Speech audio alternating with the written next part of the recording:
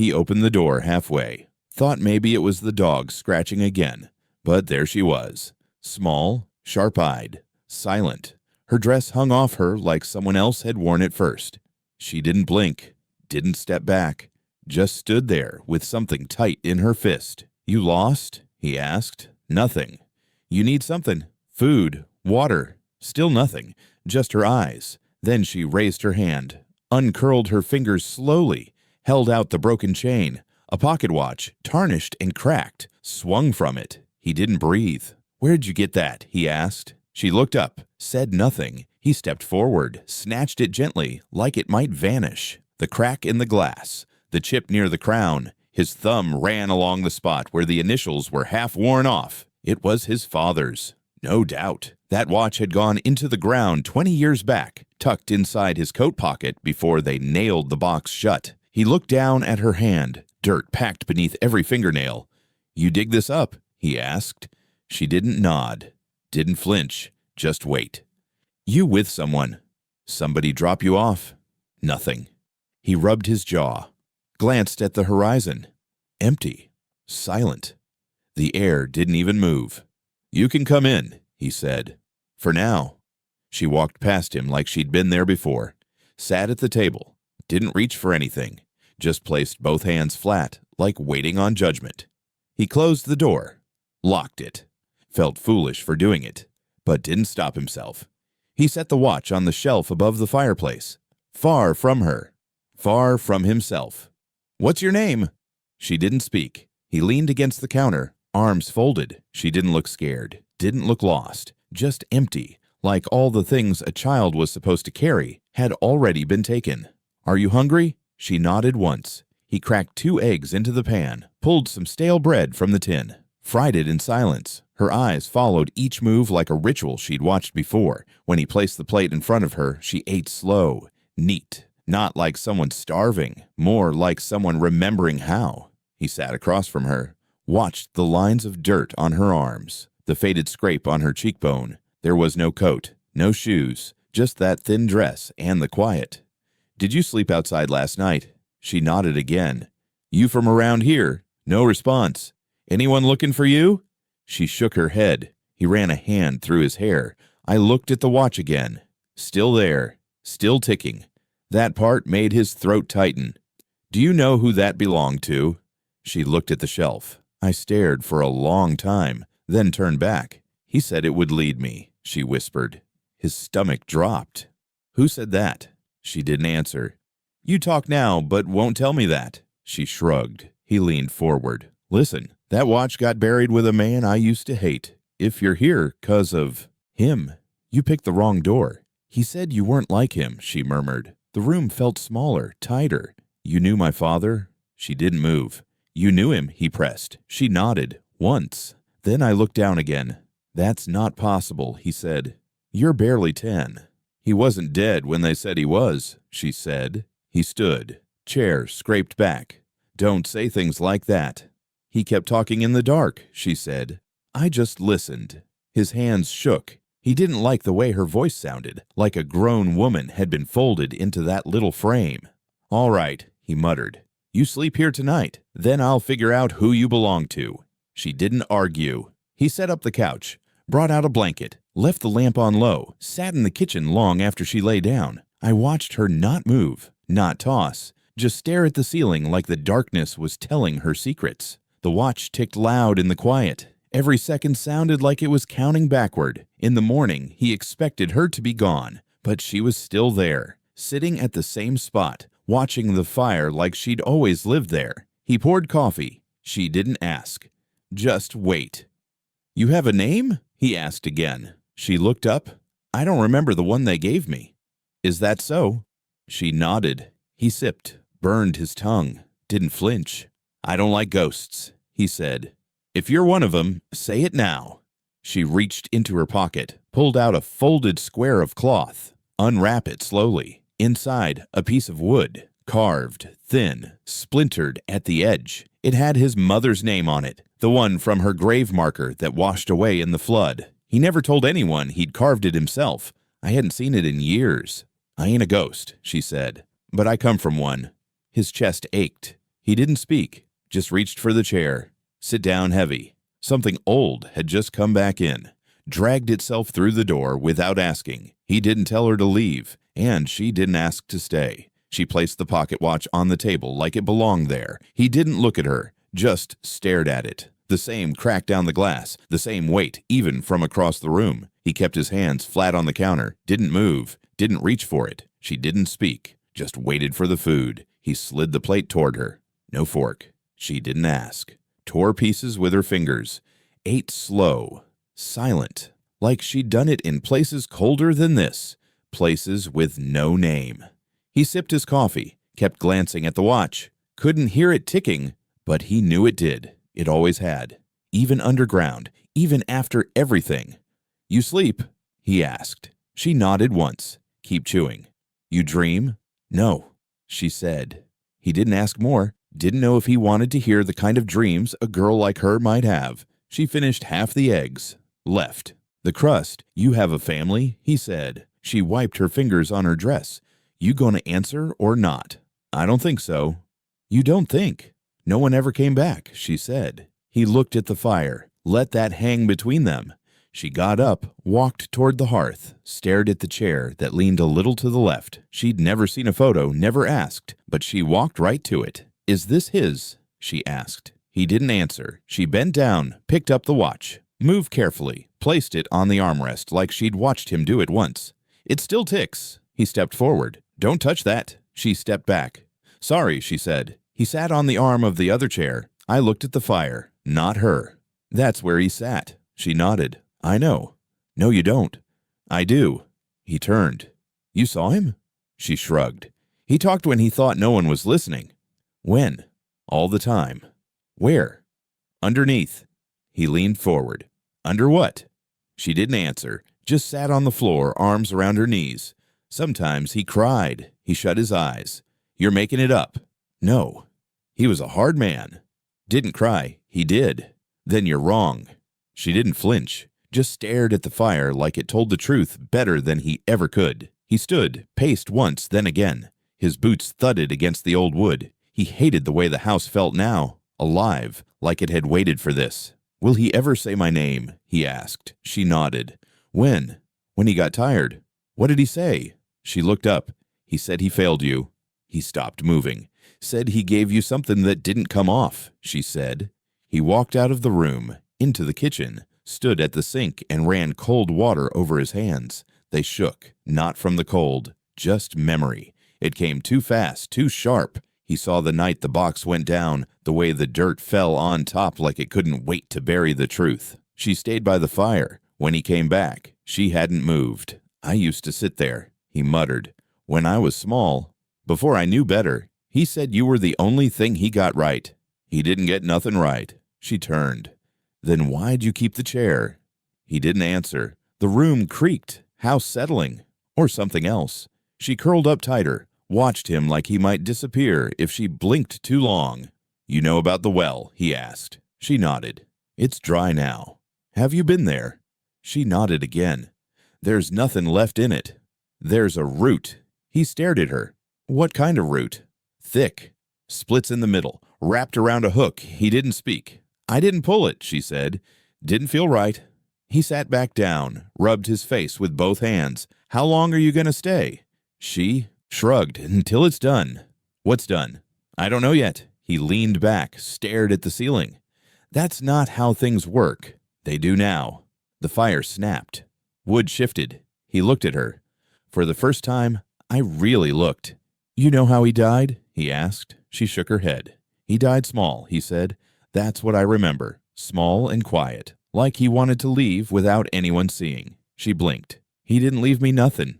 Not money, not stories. Just this place and that watch. It's still ticking, she whispered. He stood up. I walked to the chair, picked up the watch, held it to his ear. Tick, tick, tick. He set it back down. Why is it still going? He muttered. She didn't answer. Outside, a branch hit the roof, sharp and sudden. He looked at her again. Are you cold? She nodded. He tossed another log on the fire, pulled a second blanket from the chest, dropped it beside her. She didn't say thank you. He didn't expect her to. They sat like that until the room dimmed. Neither of them moved. The fire faded, but didn't die. The watch kept ticking. Steady. Like breath. Or guilt. He hung his coat like he always did. Quick. Distracted. Thinking more about the girl asleep by the fire than the bent nail he'd hammered into the wall 20 years ago. But the frame above it wobbled. He brushed it by accident. It slipped sideways. The edge of the wood caught the nail. The whole thing fell, cracked the floor. He cursed under his breath, bent down, picked it up. The glass hadn't shattered, just loosened. But something else fell too. A square of thick paper, folded, edged in dust.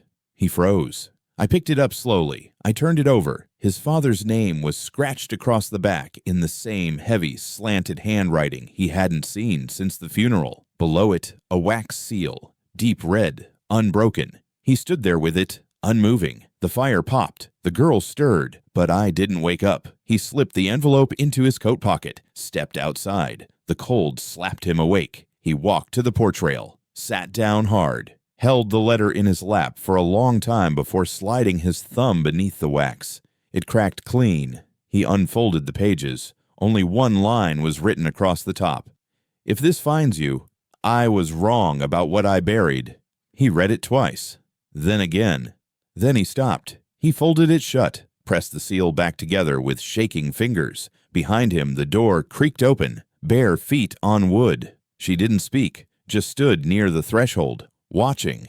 "Do you sleep at all?" he asked. She nodded. He tapped the letter against his palm, didn't look back at her. "You know about this?" he said. She said nothing. "You were watching earlier. When it fell, I heard it," she whispered, "but you didn't move. You needed to find it." He turned halfway. "You say things like you were told I was." "By who?" She paused. "Him." He stood. "Don't play with me." "I'm not." "You don't know what this says." "I don't have to." He stepped closer. "You keep acting like you know him." "You didn't. I listened." He grabbed the letter tight. "You listened from where?" "Some crawl space?" Her face didn't change. "Or did someone feed you stories to see how far you'd carry 'em?" She didn't blink. He opened the letter again, read the second line. "The well was never deep enough to hold what I did." He folded it fast, stared at the porch boards beneath his feet. The girl sat down on the top step, hugged her knees. "You think I'm lying," she said. "I think you scare the hell out of me. You should be scared of what he did." "Not me. I buried that man. You buried his body." "Not everything else," he laughed once, sharp, mean. "You're a kid." "I'm not." He turned. "You sure look like one." She looked down. "That's what made it easier for them." He looked away fast. The trees didn't move. The wind had died. "I was raised to shut up," he said, to nod. "Do not ask questions." That's how he wanted it. She nodded. "I followed the rules." "You didn't break them." "No," he said, "I didn't." She stood. I walked to the edge of the porch, held her hand out. "May I read it?" "No." "Why?" "Because I already know how it ends." She let her hand drop. "Then why do you look like you're choking on it?" He didn't answer. She pointed at the broken frame. "What was in that picture?" "Me and him. When I was little, you take it down for a reason." He shook his head. "Didn't take it down. It fell." She waited. He finally muttered, "I couldn't look at it much." "Why?" "I don't remember the day it was taken." "I don't remember liking him." She nodded. "But you kept it up." "It was all I had." "You think he knew that?" He looked at her. "I think he didn't care." She looked at the letter. "He cared more than you want to believe." He held it up. "Then why hide it?" She shrugged. "Men like him never confess until they're alone." He stared at her for a long time. "You're not normal," he said. She didn't react. Neither was he. He stepped back inside, tossed the letter on the table. It slid toward the watch. They both stared at it. She sat in the chair again, the one his father always claimed. She didn't ask. He let her. "You knew about this letter?" he asked. "I knew he wrote it." "How?" "He whispered it while he thought he was dying." "He was dying?" "No," she said. "That came later." He poured a drink. I didn't care what time it was. Sat opposite her. "You're saying my father didn't die when they said he did?" "I'm saying there's more than one kind of death." The room felt too small. He took another sip. "Are you sure you're not cursed?" She looked at the fire. "Aren't we all?" The letter ticked against the table in rhythm with the watch. He didn't touch either. I didn't need to. Both kept telling him things he wasn't ready to know. The knock came sharp, too loud for morning. He didn't move right away. The girl looked up from the chair, watch still ticking beside her. Her eyes didn't change. Second knock. He stood slow, wiped his hands on his jeans, didn't bother brushing his hair, opened the door. The sheriff didn't wait for an invite. He stepped in like the house was his, dust on his boots, jacket still buttoned, hats on. "Morning," the sheriff said. "You're early." "I'm not." He looked around once. His eyes landed on the girl. "Well, I'll be," he muttered. "You found her too, huh?" "I didn't find her." The sheriff turned. "She found you then." "She showed up. I let her in." The sheriff smiled. "She's got a talent for that. Showing up places you know her? Don't need to. She's been around. Does she say anything to you?" "She doesn't talk much. Not to me." "Does she talk to anyone?" "Only when she wants something." He stepped closer to the fire. The girl didn't flinch, just sat still, like she belonged more than he did. The sheriff tipped his hat back. "You keepin' her?" "I ain't keepin' nobody." "Then what's she still doing here?" "Eating." "Sleeping." "Existing." The sheriff snorted. "What do we call it now?" "She's a kid." "She's not just a kid."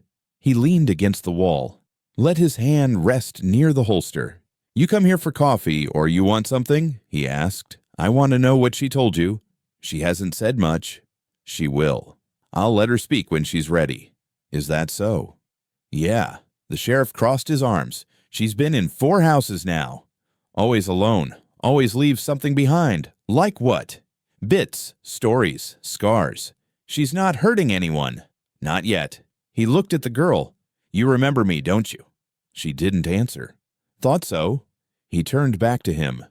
"You don't know what you're letting in. Are you here to help or just warn me?" "I'm here to make sure you don't dig into something best left buried." "She brought a watch," he said. "My father's." The sheriff's mouth twitched. "That's so. You want to tell me how it's ticking?" The sheriff didn't blink. "No, I don't." "You know where she got it?" "She probably found it." "It was in a box. In the ground. Buried with him." "Things move," the sheriff said. "Not that far. She's been out near the old well." "Maybe someone else dropped it. You sound nervous." "I sound experienced." The girl finally stood.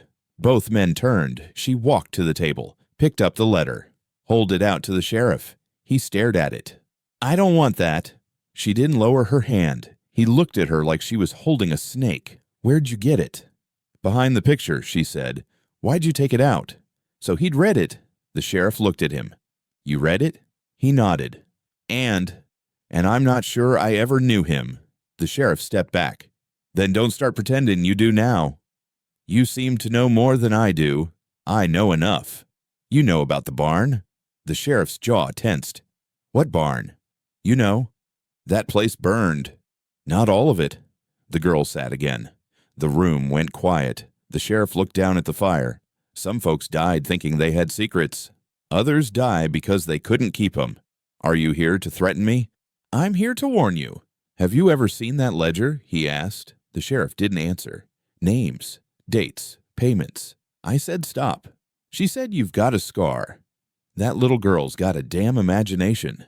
"Lift your sleeve, then." The sheriff stepped forward fast. "You want to accuse me of something?" "I want the truth."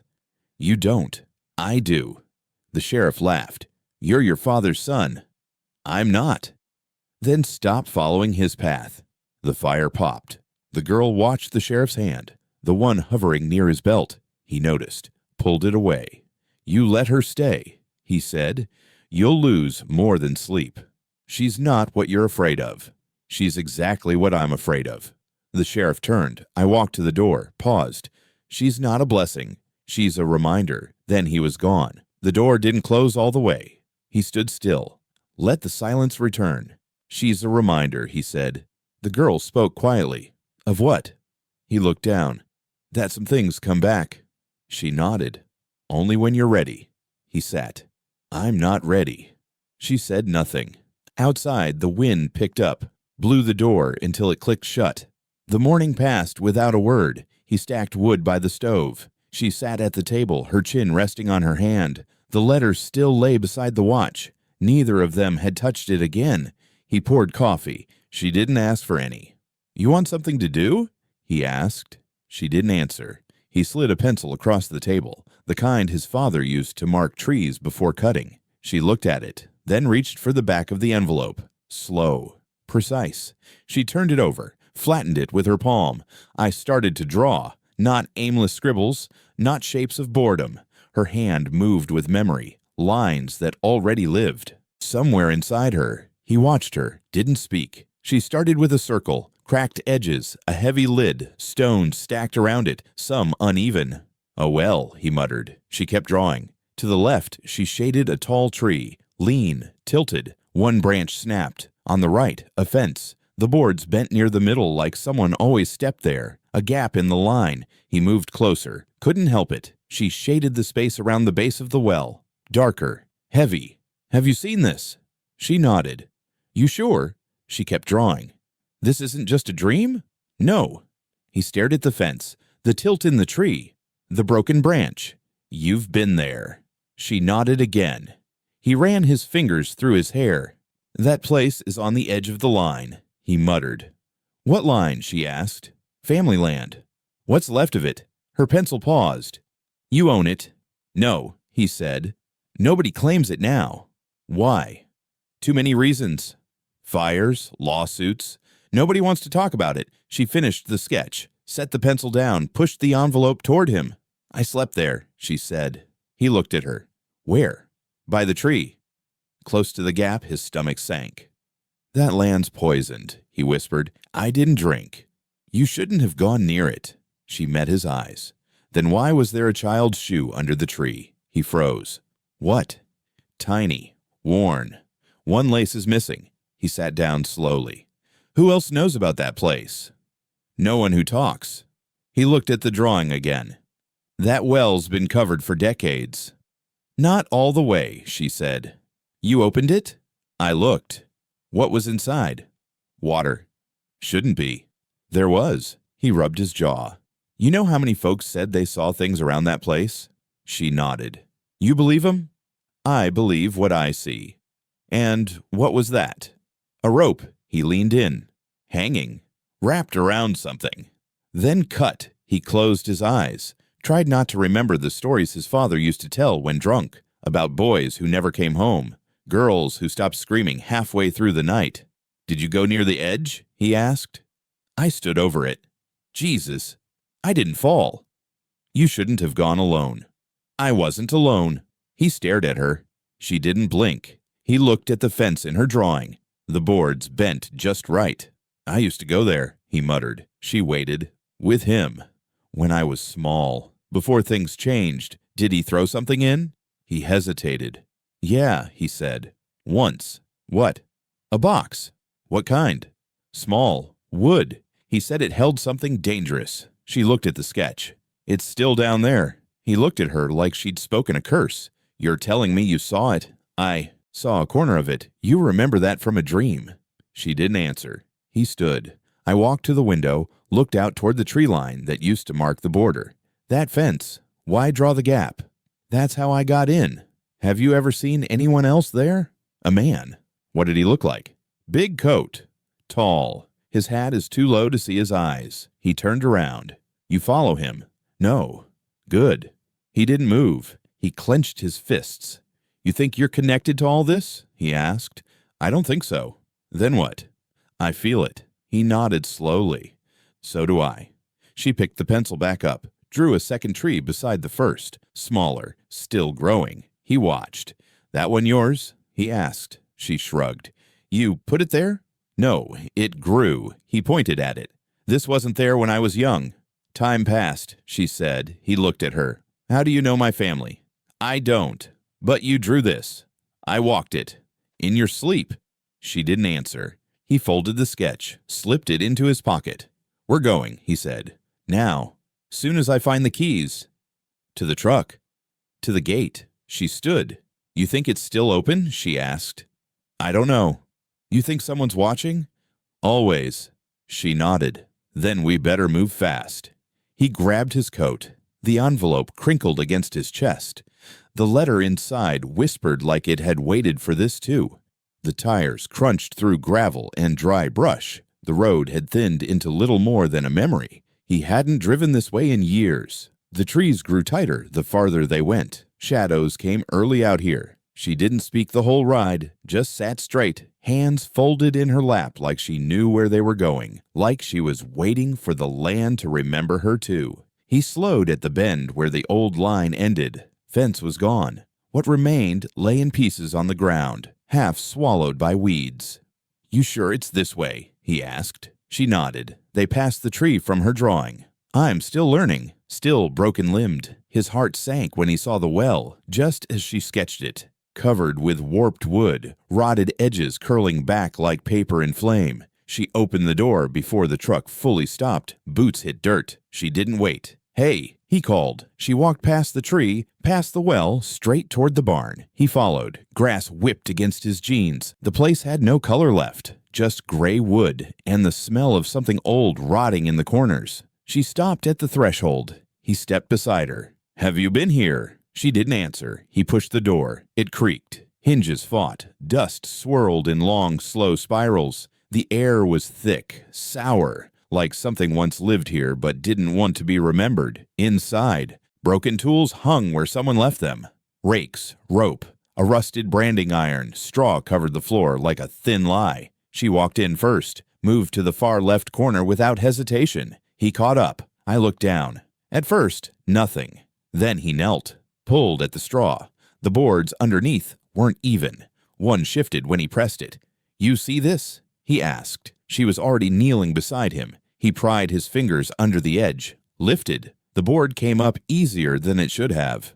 Too easy. Beneath it, dirt, hard-packed, a square space cleared by hand, bits of cloth buried in the soil, and a small tin box just peeking out, rusted shut. He didn't touch it. "Someone opened this before," he said. She nodded. "Why this spot?" "This is where the voices stopped." He looked at her. "Voices?" They were louder outside. "You mean echoes?" "No. Names." He rubbed his hands on his pants. "You realize this barn shouldn't be here anymore?" "They never tore it down." "They meant to." "It was condemned." That was the point. He lifted another board. Beneath it, more dirt, freshly disturbed, too fresh. He stood, stepped back, heart racing. "You think someone still comes here?" She nodded. "Who?" "Someone who doesn't want it to stay buried." He looked around. The walls are too solid. No windows in the back. No way to see if someone watched from the trees. "Have you ever heard of this barn?" he asked. "My name's not written here," she said. "That's not what I asked. I think I came from here, but I wasn't meant to." He crouched again, reached for the tin box. "Pull it loose." The bottom left a perfect shape in the earth, like it had rested there a long time. He opened it. Inside, hair ribbons stained, a small comb, a tag with a number punched in metal. 41, he showed her. She pointed at the tag. "There were more than that. Have you seen others?" "Just in my dreams." He held the comb. "You remember using this?" "No." He stood again. "This barn's got stories it shouldn't." She looked up. "Your father knew." "I know." "You think he built this?" "I think he didn't stop it." He kicked at the boards. One more shift. He knelt, pulled it back. Nothing but earth, but someone had carved into the beam below. Letters, crude, uneven. He traced them. M.R. his initials. She touched the edge. "He left it for you." "No," he whispered. "This wasn't for me." "Then it's a warning." He stepped back. "We need to leave. We're not finished. It's getting dark. Things hide better in the dark." He looked at the walls again, saw a hook swinging slowly from the rafters. No breeze. "We will come back tomorrow," he said. She didn't argue, but as they left, she turned at the door, looked once more at the place where the straw had been cleared. "You still think it's just a barn?" she asked. He didn't answer. "I didn't want to." Outside, the wind had picked up. The truck stood where they left it, but something felt off, like it had been watched. He didn't look back. Neither did she. The sun hadn't cleared the trees when they returned. No words between them on the drive. Just the steady sound of gravel under tires and the low hum of something unspoken settling deeper in his chest. She climbed out first. I walked ahead again, straight to the barn like it had waited for her, like it knew the silence she carried. Inside, the air was colder than yesterday. Straw still pushed aside in the corner, boards still lifted. The dirt below hadn't shifted, but he felt it differently now. He crouched and cleared more straw, more boards. A second row came up easily, like someone wanted it found. "Help me with this," he muttered. She knelt beside him, pulled back a plank, then another. He hit something with the flat of his hand. Soft resistance, not wood, not rock. He grabbed the shovel from the corner, started digging slowly, controlled. 6 inches down, he saw the curve. Not bone, he told himself. Not yet. But then it shifted. Round, small. He cleared the dirt faster, no longer careful, not thinking. A tiny skull, half cracked, jaws gone. No teeth left, just sockets staring up through soil. He sat back, breathing hard. She didn't flinch. "There's more," she said. He shook his head. "You can't know that." She pointed. "There, there, and there." He dug where she said. More skulls, smaller bones, some scattered, some curled, like they were still hiding. He stopped when the count hit 7, backed away, dropped the shovel. His hands were shaking. "This ain't just a grave," he whispered. "No," she said. "It's a system." He turned to her. "How do you know?" "They told us stories about the ones who left but didn't scream loud enough." He swallowed hard. "They?" "The others. Before me." "How many?" She looked at the hole. "They said I was number 13. His stomach turned. "13 what?" "Attempts." He stared at her. "Attempts at what?" She didn't answer. He walked out of the barn, into the open air, bent over the railing that barely stood. I tried to breathe through it. She followed. Quiet steps. "You should have left," he said. "I tried. You should have run when you saw that place. I came to remember." He turned on her. "Who told you to find me?" "No one." "Don't lie." "I just knew." "You're not just a kid." "No. You're something else." She looked at the barn. "I was meant to be part of it, but someone changed their mind." "Who?" She hesitated. "A man with guilt." His voice cracked. "Are you saying it was him?" She didn't look away. He opened the barn, then closed it. Again he stared at her. "You think that makes it better?" "No." "Then why tell me?" "So you don't bury it again." He paced the grass, kicked at a fence post until it snapped. "This land's cursed," he said. "No, it's used." He sat hard on the ground, elbows on knees, face in hands. "Why kids?" he asked. "Why children?" She sat beside him. "Because they're small, and quiet, and forgettable." He shook his head. "Not anymore." She nodded once. "No, not anymore." He stood again, went back inside, picked up the rusted tin they hadn't opened yet, hold it in both hands, flipped the lid. Inside, a stack of tags, numbered 1 through 12, initials etched on the back of each. Faint, shaking. He found one with his family's mark, the crooked R his grandfather used on cattle. He dropped the tin, staggered back. "They used our brand," he muttered. "Yes, to number the dead, to name what they stole." He looked down at his hands, blood in the nails, dirt in the creases. "You think I'm part of this? You're what's left." He picked up the shovel, stared at the grave they'd uncovered. "What do I do with this?" "Say their names," she said.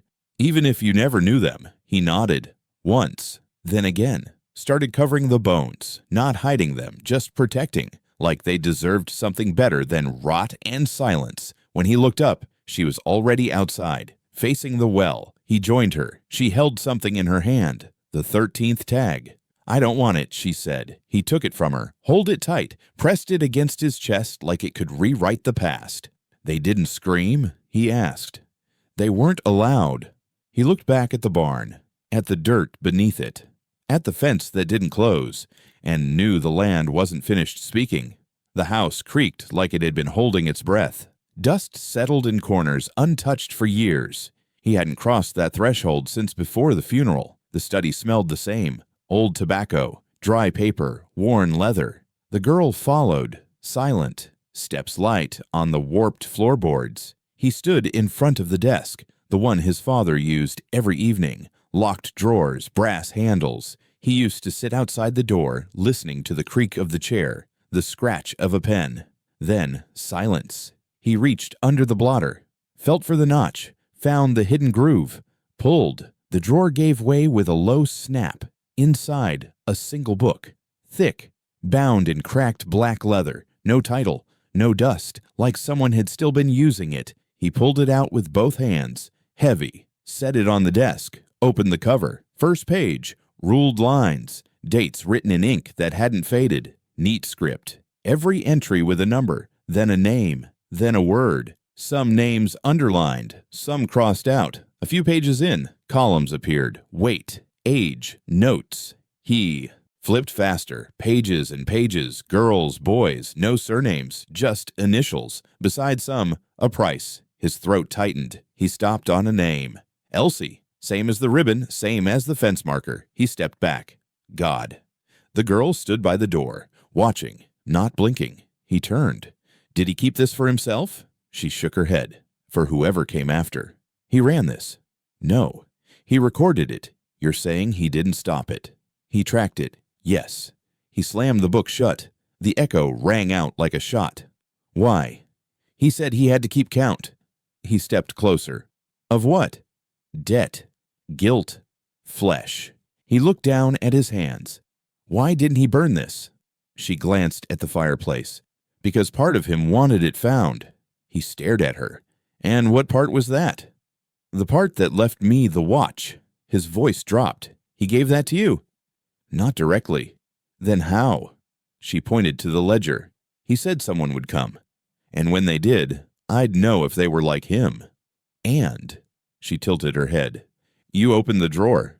He took a step back. That doesn't mean anything. It means you looked. I looked because I had to. Most don't. He rubbed his face. You think that makes me better? She didn't answer. He opened the book again, slower this time, found a page dated 10 years ago. A familiar scrawl, his father's hand. Beneath the date, 13 names. All listed, all crossed out, except one, just a dash. He pointed. That's you. She nodded. There's no number. No. No notes. No price. No mark. She shook her head. He stopped before it was finished. Why? Because I asked him to. He looked at her. You were just a child. I said please. The room felt too still. You remember saying that? He asked. Yes. You remember what he did? He cried. He gripped the edge of the desk. I don't want this in my blood, he whispered. But it is. He turned away. You think I can undo it? No. Then why come to me? Because you listened. That's not enough. It's more than they ever did. He opened the drawer again. Felt beneath the ledger. Another envelope, sealed. This one addressed to no one. He opened it. Inside, a list. Just numbers. Each paired with a location. Some marked cleared, others marked missing. The girl moved closer.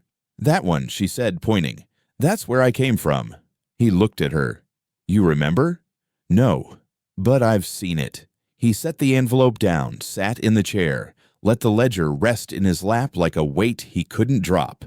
Do you believe in evil? He asked. She didn't hesitate. I believe in systems. He nodded. He built one. He helped maintain it. And I live in his house. You don't have to stay.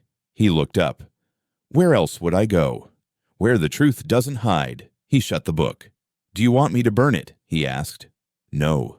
Why not? Because someone will come looking for answers. He held her stare.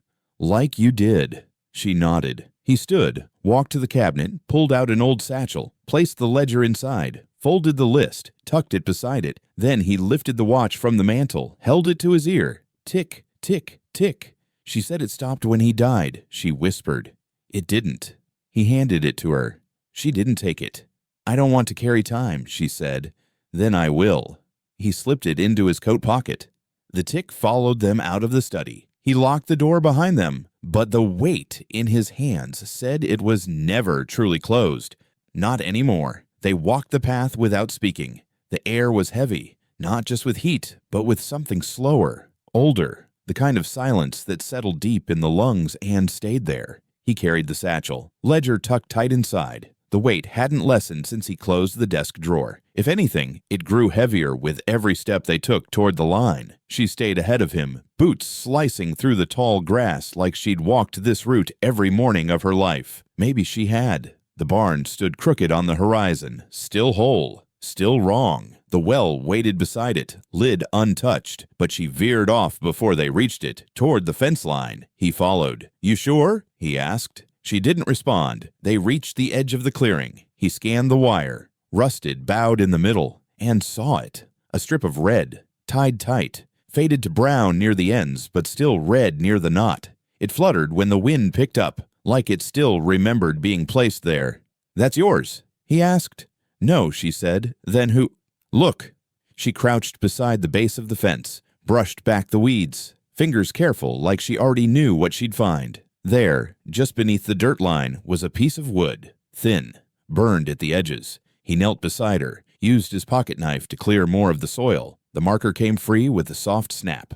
Elsie carved into the wood, letters uneven, some deeper than others, the S nearly worn away. He turned it over. The back was blank, just splinters and rot. She didn't speak. He looked at the ribbon again. "You said you saw her name in the ledger," she murmured. "I did. You said it was crossed out." It was, so they marked her twice. He stared at the name. "Does she ever say anything to you?" "Not in words. But you knew her." "I knew what they did." He held the marker like it might fall apart if he squeezed too hard. "She's buried here." She nodded. "No grave, no cross. She had a ribbon." "That's not enough. It was for her." He pushed the wood back into the ground, firmer this time, not buried, but upright, visible. "You ever wonder how many names are out there?" he asked. "I used to count the ribbons. And I stopped at 21. He looked around, saw nothing but grass, broken wire, and sky. He stood. "I don't know how to fix this." "You don't. Then what?" "You remember it." He shook his head. "That's not justice." "No," she said. "It's a memory." The wind picked up again. This time it didn't pass through. It stayed, hummed against the fence. The ribbon danced. "She was 11, the girl said. They said she screamed too loud." He froze. "Who told you that?" "The woman in the white room." He turned. "Where?" "Near the barn." "There's no rooms near the barn." "There used to be." He swallowed hard. "How do you know that?" "Because I saw her there." He knelt again, touched the ribbon. "Red for warning," he whispered. "No." "Red for blood." He nodded, then stood again. "We need to mark the others." She looked up. "That's why you're here." "No," he said. "I think you brought me here." She didn't deny it. He walked the fence line, eyes scanning for more ribbons. Found another 20 feet down. Faded blue, tied low. No marker this time. Just a small shoe wedged between the wires. He didn't call her over. Just stood there, holding it, wondering how many times he'd passed this place without seeing a damn thing. He brought the shoe back, set it next to Elsie's marker. Did she have a family? He asked. No one claimed her. He looked out toward the road. Will they ever find out who ran this? They didn't want to. And now? You opened the desk. He nodded. So what now? He asked. She pointed toward the well. We keep going. He followed her to it. The boards covering the mouth were warped but still held weight. He tested one with his boot. It cracked. She leaned down, pulled at a loose edge. One board came free, then another. Inside, darkness. And a smell that wasn't water. He lit a match, dropped it. The flame flickered, then vanished, but he saw it before it died. A rope hanging down, and something wrapped in fabric, caught on a nail below the rim. She looked at him. You want to know what's down there? She asked. No, he said. But I think I have to. She nodded. Then you better hold on tight. She sat on the porch when he came out, back straight, arms folded across her chest. The well was still open. The boards they'd pried loose leaned against the fence like a warning, or an invitation. He sat beside her, lit a cigarette, said nothing. She stared at the horizon. Do you ever get branded? He blinked. What? Cattle. Horses. Have you ever marked one? Yeah, he said. Plenty of times. Did they scream? He looked at her. Some did. Some just buckled.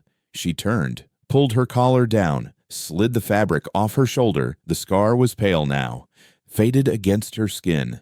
But the line was unmistakable, diagonal, too straight for an accident, too clean for chance. "They marked us," she said. His jaw tightened. "You remember who did it?" "Not his face. But someone did that to you." She nodded. "Where?" She pointed to her shoulder. "Here. No, I mean, where were you?" She didn't speak. He crushed the cigarette out against the step. "I need to see something."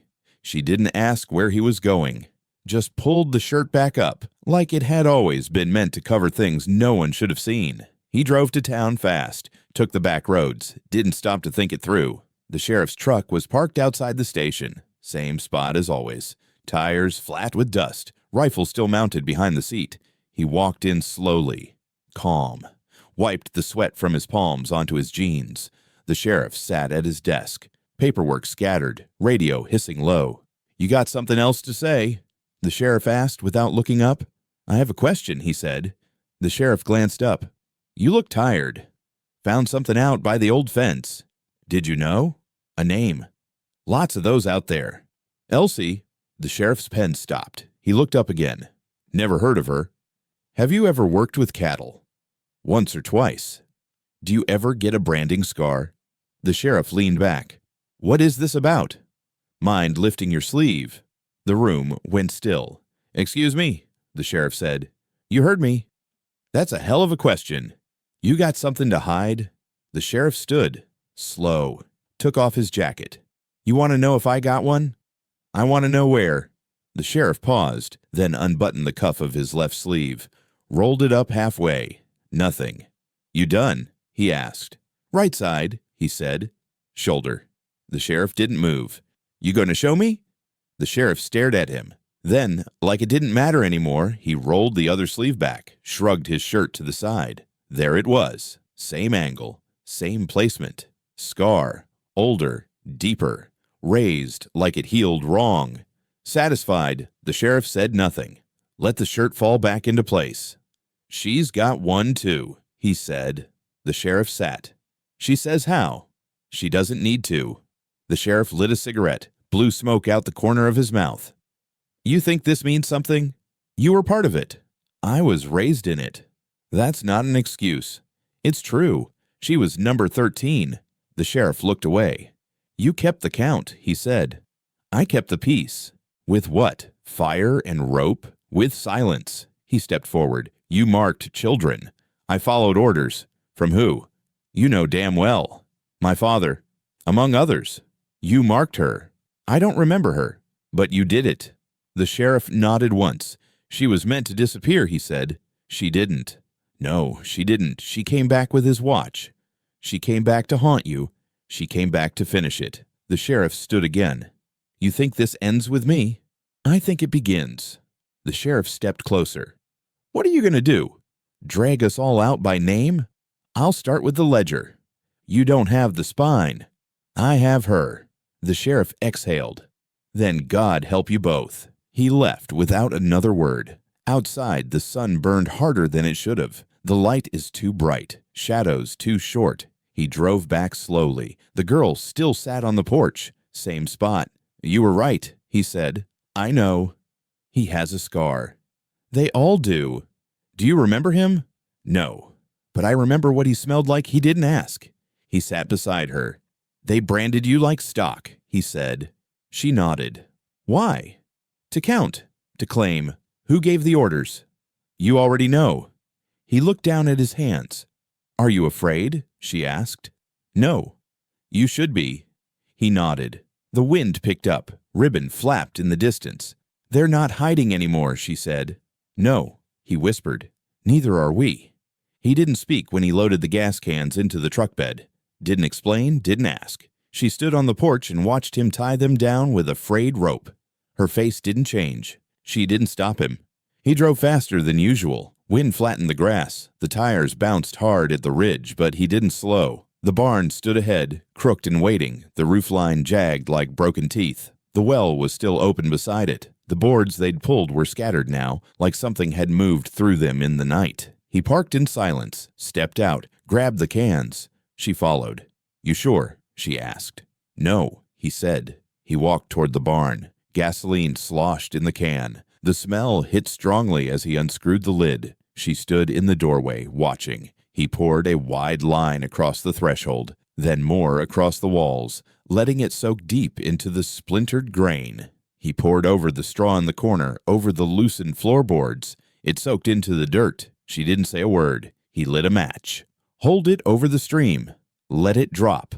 The flame caught fast, bright at first. Then it was strange. It flared, then pulled back, like breath caught in the chest. He lit another, dropped it again. The fire spread this time, licked up the door frame, climbed the wall. But when it hit the far corner, the place with the bones, it sputtered, fizzled, then died. He stepped back, eyes burning. The rest of the barn smoked but didn't catch. The roof didn't collapse. The beams didn't fall. It was trying not to burn. She stepped inside. Smoke curled around her ankles but didn't rise. The air held it down thick and low. "They're not done," she whispered. He turned. "What?" "The ones below. They won't go until it's finished. I poured enough gas to take down 3 barns." "It's not the wood," she said. "Then what is it?" "The memory." He threw the empty can into the dirt. "I'm trying to end it. You're trying to erase it." "Same thing." "No." She crouched near the back wall, near where the marker had once been. "You hear them?" she asked. "No." "Then listen." He did. At first, nothing. Then faint, like breath under the floorboards. Rope creaking. Metal clinking. He swallowed. "I want it gone," he said. "I know. But it won't go." "No," she said. "It remembers too much." The smoke thickened, rose in waves, slow and slow. He grabbed a board, jammed it into the smoldering straw. I tried to stir the flame. It hissed, then died again. He stood back. "What do they want?" "Truth." "I brought the ledger." "That's yours." "Not theirs." "Then what is?" She pointed toward the well. "It's still open." He looked at her. "You want to go down there?" "No." "But something needs to be done." "What?" "The story." He shook his head. "You're talking like they're alive." "They're not, but they haven't left." He walked out, coughing. The smoke clung to his shirt. His eyes watered. The barn didn't burn. It just steamed, like grief made solid. He dropped to his knees near the truck, pulled the satchel out. I opened it. Ledger, tags, the list of names. He took the ledger, stared at the cover, ran his fingers down the spine. Then he stood. I walked to the well. She followed. He looked down. The rope still hung. Below, black. He dropped a stone. No sound. "Do it," she said. He opened the ledger, tore out a page, then another. He lit one with his lighter. I watched it curl, then dropped it into the dark. It vanished. He tore more, let them fall one by one. Smoke from the barn blew across the clearing, but the air stayed still near the well. He dropped the last page, then the cover, then the empty spine. The rope swayed. She stared down. "They're listening." He looked at her. "To what?" "Whether you mean it." He pulled out the list, the tags. "Hold them tight," then dropped them all. The metal made no sound when it hit. The well stayed dark. Still. Then, just barely, a shift. The air moved past them, not cold, not hot, just full. The barn cracked. A beam snapped. They turned. One wall gave, then another.